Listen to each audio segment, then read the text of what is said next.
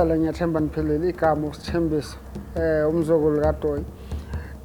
Njengoba sila namhlanje kumayelana nencwadi ebhaliwe ekuthiwa Isidalwa versus Idlozi. Lapha kuleya ncwadi sibuka lento yokuthi ukuphi umehluko phakathi kwesidalwa nedlozi.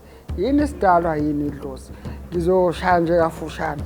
Uma ukhuluma ngedlozi iwona wonke umuntu owake waphila emhlabeni washona.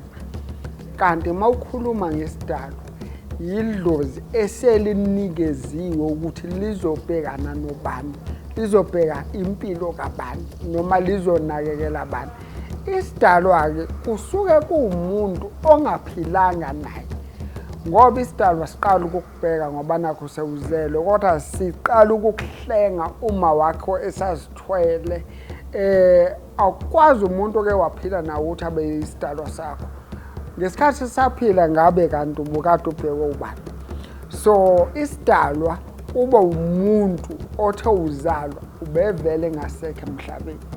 Ngokuvamile-ke isidalwa asiphumi ekhaya koma noma ekhaya kobaba, kodwa siphuma komalume kama wakho noma komalume kababa wakho, ngoba laba vele usukuphile nabo. So isidalwa sivamise ukuphuma ku-generation engale kwesithathu. Futhi kungaba wena, ubaba, ugogo, sizophuma la ukhokho noma kukhokhokazi.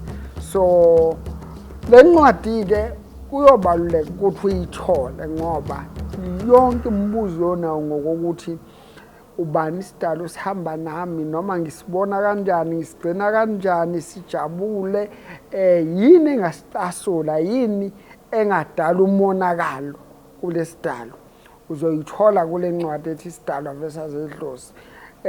Okubalulekile-ke kakhulu ilokho ukuthi abantu abaningi balapha into ekungeyona. Abantu abaningi bagijime benza amagobongo, bathwasa, kwenziwa yonke lento eyenziwe bantu, only to find ukuthi bekufanele nje bathole ukuthi isiphi isidalwa abahamba naso ukuze babonge kusona izinto zabo ziqhubeke ekhaya. Bona bagijima bayophakamisa abantu okungebona abantu abababhekile, konakala kakhulu. Ngiyathokoza kakhulu.